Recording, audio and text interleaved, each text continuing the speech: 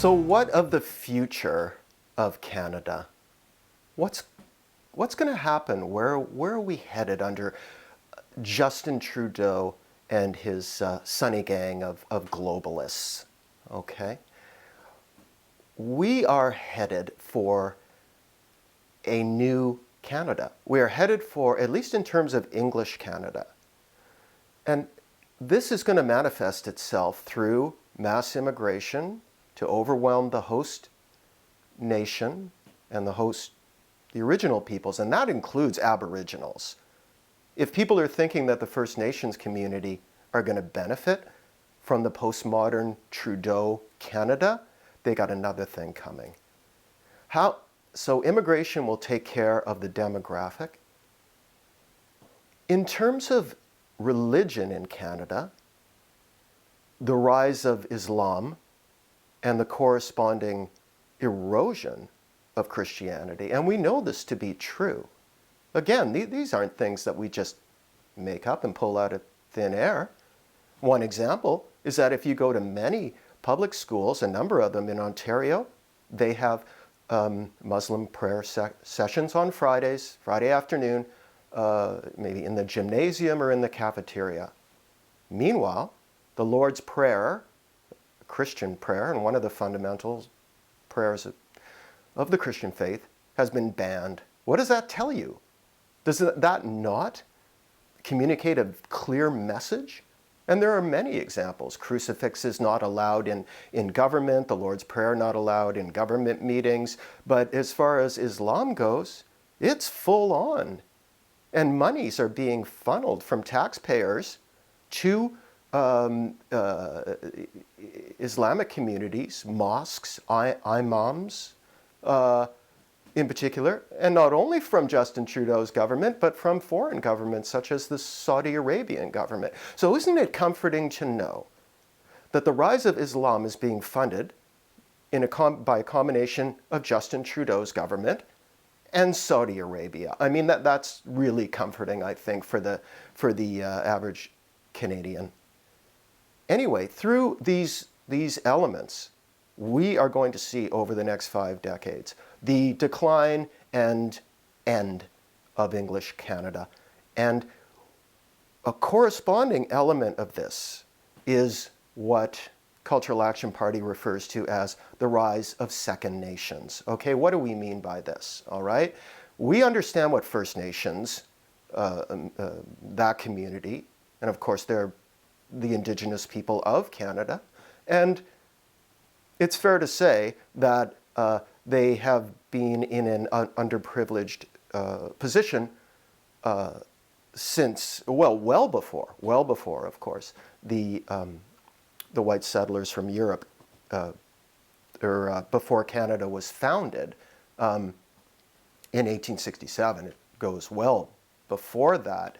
And what we're going to see is the rise of Second Nations Canada. What does that mean? Okay, what it means is that all the housing affordability that we experience in our largest communities and that will spread to the smaller towns and so on and so forth is going to force Canadian-born citizens, and we don't even have to think of it as Anglo-Canadians only, because it's not. I mean, this is not some exclusive thing, but however, into poverty. And we see this.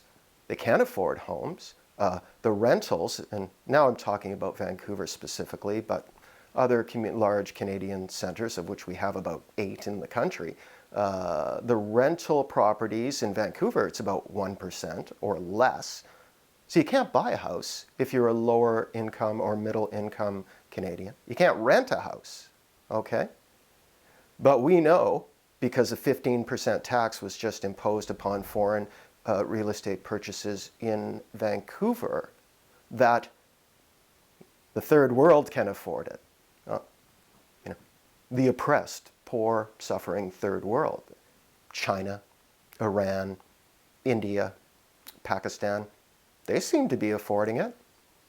So where does this lead? This leads to a marginalization of poor and Canadians. And this is going to continue one good reason why it's going to continue is that Justin Trudeau does not give a damn about English Canada, Anglo-Canadians, or anything related to it. How do we know that? It's simple. He's been in power for 1 year, and he has yet to reference or even mention publicly the word English Canada or Anglo-Canadians, or make any reference to it, or Christian Canada, or Catholic Canada, or Catholic Canadians, the very heritage that he himself comes from. But when it comes to Islam, he's all over it. I think there's something to be learnt there for all Canadians, all Canadians. So as this progresses, the poor Anglo-Canadians are going to join the First Nations, and they're going to become second nations. Not the wealthy Canadians of European origin. They'll be okay because they're rich. A new class, a new elite will be formed of the rich of the world, and fortunately for European Canadians, the wealthy Canadians. But the rest of them can't buy a house, can't rent a place. Take your position in the new tent city, okay? These are the things that Justin Trudeau is bringing to Canada. While he's running around the world, meeting with China, signing business agreements, opening 5 new visa offices, integrating the nation of China into Canada, something that the Canadian people do not want, and polls have shown that, even by an organization called Asia Pacific Foundation, who are completely China-centric. They produced a report saying that the support for Chinese investment from China is at an all-time low. But you see, this doesn't stop Justin. It doesn't stop his cronies, Maria Monsef and Bardish Chagger and John McCallum and Ralph Goodale, from pushing the agenda. Why?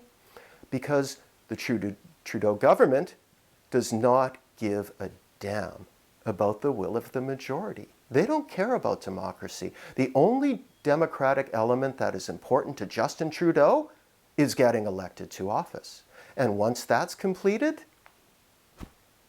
he doesn't care. What does that remind people of? What kind of government does that remind people of? The government of the United States? No. Communist governments, where the people have absolutely no say. Justin Trudeau is a dictator in waiting, okay? His electoral reform policy has every potential to lock him in as dictator for life. That's the agenda.